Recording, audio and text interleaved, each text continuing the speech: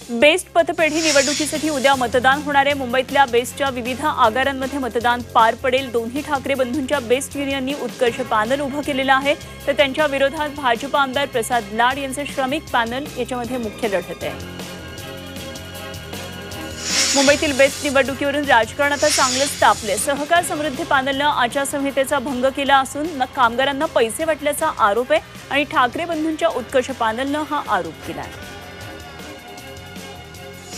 आमदार प्रवीण दरेकर आणि आमदार प्रसाद लाड यांनी मुंबईच्या परळमधल्या बेस्ट कर्मचारी वसाहतीची पाहणी केली। यावेळी त्यांनी श्रमिक उत्कर्ष सभा प्रणित सहकार समृद्धी पॅनलच्या उमेदवारांचा प्रचार करत नागरिकांबरोबर संवाद साधला। तसंच सहकार समृद्धी पॅनलच्या उमेदवारांच्या पाठीशी ताकदीनं उभं राहण्याचं आवाहन केलं। महाराष्ट्र विधानसभा निवडणुकीबाबत उद्या सुप्रीम कोर्टात सुनावणी पार पडणार आहे। विधानसभा निवडणुकीच्या वैधतेला सुप्रीम कोर्टात आव्हान देण्यात आलंय। वंचित आघाडीचे अध्यक्ष प्रकाश आंबेडकर यांनी ही याचिका दाखल केली आहे आणि मतदानाच्या दिवशी संध्याकाळी 5 वाजल्यानंतर वाढलेल्या मतदानावर त्यांनी आक्षेप घेतला आहे।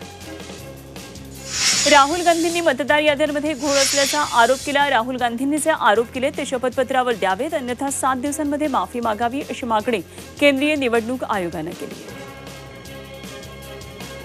राज्य सरकारचा मोठा घोटाळा उघड करणार असल्याची घोषणा आमदार रोहित पवार यांनी केली आहे। उद्या सकाळी पत्रकार परिषद घेऊन तब्बल 5,000 कोटी रुपयांचा भ्रष्टाचार बाहेर आणणार अशी माहिती रोहित पवार यांनी दिली आहे।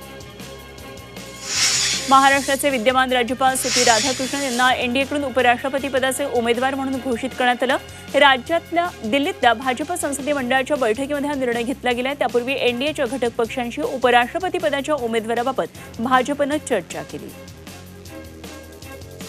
वनमंत्री गणेश नाईक यांनी उपमुख्यमंत्री एकनाथ शिंदेंबाबत केलेल्या वक्तव्याचा खासदार नरेश म्हस्केंनी समाचार घेतलाय। एकनाथ शिंदे यांना लॉटरी लागली, मात्र त्यांना टिकवता आली नाही अशी प्रतिक्रिया गणेश नाईक यांनी दिली होती आणि त्यावर उत्तर देताना शिंदेंमुळेच गणेश नाईकांची बॅटरी चार्ज झाल्याचा टोला नरेश म्हस्केंनी लगावला। मुख्यमंत्री देवेंद्र फडणवीस यांनी मुंबई महापालिकेवर महायुतीची सत्ता येणार असल्याचा दावा केला। मुंबई आणि ठाणे लुटणाऱ्यांची हंडी फोडली असं विधान केलं होतं। यावर संजय राऊतांनी प्रत्युत्तर दिलं। मुंबईला लुटणारे तुमच्याच सरकारमध्ये आहेत असा टोला राऊतांनी लगावला। मुंबई महापालिकेनं नागरिकांकडून कबुतरांच्या कंट्रोल फीडिंगबाबत सूचना आणि हरकती मागवल्यात। महापालिकेला कंट्रोल फीडिंगबाबत प्राप्त झालेल्या अर्जानंतर या सूचना मागवण्यात आल्यात। 29 ऑगस्टपर्यंत महापालिकेच्या संकेतस्थळावर मुंबईकरांना हरकती आणि सूचना नोंदवता येतील। भटक्या कुत्र्यांची समस्या केवळ भारतात नव्हे तर जगभरात आहे। भटक्या कुत्र्यांच्या संख्येच्या यादीत भारत देश 4थ्या क्रमांकावर आहे। पहिल्या स्थानावर संयुक्त राज्य अमेरिका आहे, तर दुसऱ्या स्थानावर ब्राझील आणि तिसऱ्या स्थानावर चीन हा देश आहे। कल्याण डोंबिवली महापालिका दरवर्षी खड्डे बुजवण्यासाठी कोट्यवधी रुपयांची निविदा काढते, मात्र रस्त्यात खड्डा आहे की खड्ड्यांमध्ये रस्ते आहेत असं इथलं चित्र आहे। यंदा गणरायाचं आगमन अशा या खड्ड्यांमधूनच होणार का असा प्रश्न इथले नागरिक विचारतात। एसटी कर्मचाऱ्यांची 1,000 कोटी रुपयांची महागाई भत्त्याची फरकाची रक्कम गेल्या काही वर्षांपासून थकीत आहे। त्यामुळे रक्षाबंधन कालावधीत एसटीला मिळालेल्या विक्रमी उत्पन्नातून थकीत महागाई भत्त्याची रक्कम द्या अशी मागणी होती। या संदर्भात महाराष्ट्र एसटी कर्मचारी काँग्रेसचे सरचिटणीस श्रीरंग बर्गे यांनी एसटी प्रशासनाला पत्र लिहिलं आहे।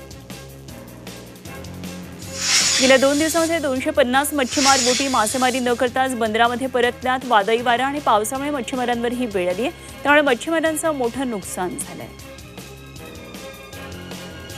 पालघरमधल्या महालक्ष्मी मंदिर गडावरच्या रस्त्यावर कड्याचा काही भाग कोसळला होता आणि यामुळे काही तास गडावर जाणारा रस्ता बंद करण्यात आला होता। या घटनेमध्ये कुठली जीवितहानी झालेली नसली तरी काही दुकानांचं मात्र नुकसान झालं। सध्या हा रस्ता पुन्हा सुरू करण्यात आलेला आहे।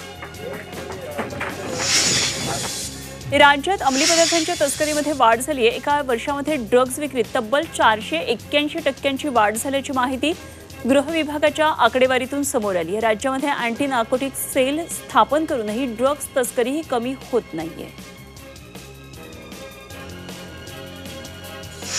भारतीय स्टेट बँकेनं आपल्या गृहकर्ज दरामध्ये वाढ केली आहे। स्टेट बँकेनं गृहकर्जाच्या दरामध्ये 25 बेसिस पॉईंटची वाढ केली आहे आणि ही वाढ नव्या कर्जदारांसाठी आहे। यानुसार 7.5% ते 8.70% स्टेट बँकेचा गृहकर्जासाठीचा आता व्याजदर असणार आहे। उच्च न्यायालयानं उंच इमारतीच्या बांधकामाबाबतचे सुरक्षा नियम बंधनकारक केलेत। त्याचबरोबर अशा बांधकामांच्या ठिकाणी तज्ज्ञ समितीच्या सुरक्षा शिफारसी लागू करण्याचे निर्देश देण्यात आले आहेत। द्रुतगती मार्गावरचा प्रवास करण्यासाठी वार्षिक फास्टॅग सेवा सुरू करण्यात आली आणि त्याला वाहनधारकांचा चांगला प्रतिसाद मिळतोय। एकाच दिवसामध्ये देशभरातल्या 1,40,000 वाहनधारकांनी वार्षिक फास्टॅग खरेदी केलाय आणि राज्यातही चांगला प्रतिसाद मिळतोय। झोपडपट्टी पुनर्विकास प्रकल्पासंदर्भातल्या धोरणामध्ये लवकरच नवी तरतूद केली जाण्याची शक्यता आहे। राज्यातल्या सर्वच पुनर्विकास प्रकल्पात विकासकांना रहिवाशांना 3 वर्षांचं आगाऊ भाडं द्यावं अशी शिफारस राज्याच्या गृहनिर्माण धोरणामध्ये करण्यात आली आहे। याबाबत लवकरच प्रस्ताव सादर होण्याची शक्यता आहे। ऐन सणासुदीच्या काळामध्ये साखरेचे दर वाढले, त्यामुळे ग्राहकांचं तोंड आता कडू झालं। यंदा साखरेचं उत्पादन कमी झालंय, यामध्ये आता मागणी वाढल्यानं दरावर याचा परिणाम झालाय। आगामी काळात सणांच्या पार्श्वभूमीवर दर आणखी वाढतील अशी एक शक्यता वर्तवली जाते।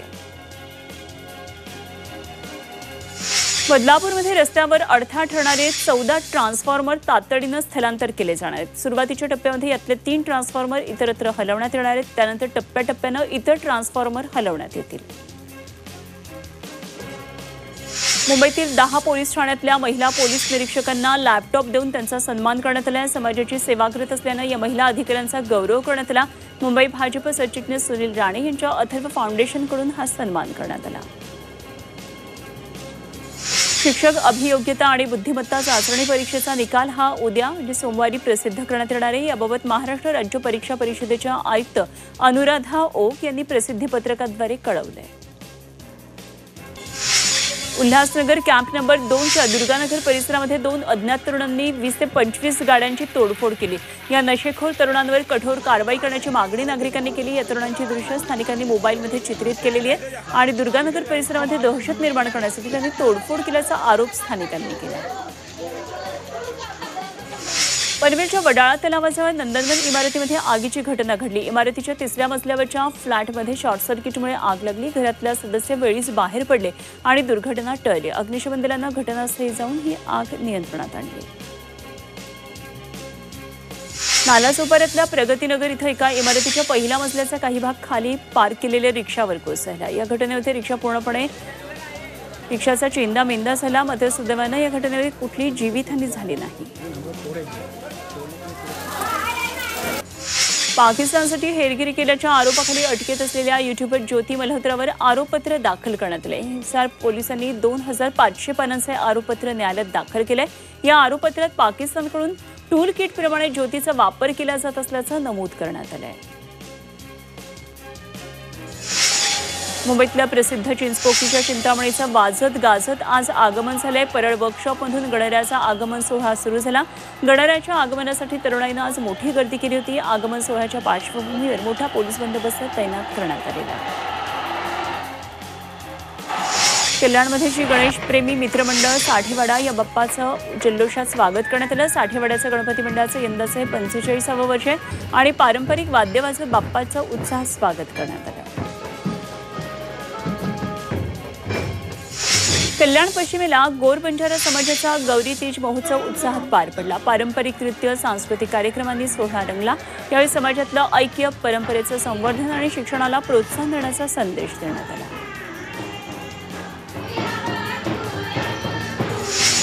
सुपरस्टार रजनीकांतचा नवीन चित्रपट कुली प्रदर्शित झाल्यानंतर प्रेक्षकांमध्ये उत्साहाचं वातावरण आहे आणि या चित्रपटानं केवळ 2 दिवसात तब्बल 118.50 कोटींची कमाई केली आहे। तसेच चित्रपटातल्या श्रुती हसन चित्रपटाच्या पहिल्या शोसाठी स्वतः चित्रपट पाहायला गेलेली होती। शाहरुख खानचा मुलगा आर्यन खान सध्या चर्चेत आहे। आर्यन दिग्दर्शक म्हणून त्याची पहिली मालिका घेऊन येतोय आणि या मालिकेची पहिली झलक नुकतीच नेटफ्लिक्सवर प्रदर्शित झाली आहे। चाहत्यांमध्ये उत्साहाचं वातावरण पाहायला मिळतंय। ऋतिक रोशन, ज्युनियर NTR आणि कियारा अडवाणी यांचा वॉर 2 या चित्रपटानं अवघ्या 2 दिवसात 100 कोटींची कमाई केली। हिंदी आणि तेलुगूमध्ये या चित्रपटानं पहिल्या दिवशी 51.50 कोटी कमावलेत, तर दुसऱ्या दिवशी 56.50 कोटींची कमाई केली आहे। भारतीय संघ आशिया कपसाठी जोरदार तयारी सुरू आहे। मात्र आशिया कपच्या तयारी दरम्यान चेतेश्वर पुजारानं त्याच्या विधानामुळे सगळ्यांचंच लक्ष वेधलंय। भारताचा माजी अष्टपैलू खेळाडू रविचंद्रन अश्विनला आपला आवडता भावी कोच म्हणून त्यानं सांगितलंय। भारतीय देशांतर्गत हंगाम 28 ऑगस्टपासून सुरू होणार आहे आणि दुलीप ट्रॉफीमध्ये 6 संघ सहभागी होतील. देशांतर्गत क्रिकेटमध्ये गोव्याकडून खेळणारा अर्जुन तेंडुलकर या स्पर्धेसाठी ईशान्य विभागाच्या संघात स्थान मिळेल अशी अपेक्षा होती, मात्र त्याला दुर्लक्षित करण्यात आले. त्यामुळे त्याला आता मोठा धक्का बसला आहे. आशिया कप 2025 ची स्पर्धा 9 सप्टेंबरपासून सुरू होणार आहे. ही स्पर्धा दुबई आणि अबुधाबी या शहरांमध्ये आयोजित केली जाणार आहे. या स्पर्धेसाठी पाकिस्तान क्रिकेट कंट्रोल बोर्डानं पाकिस्तान संघाची घोषणा केली आहे. मात्र निवड करताना बाबर आझम, मोहम्मद रिझवान यासारख्या स्टार खेळाडूंना आशिया कप संघात सामील केलेलं नाही.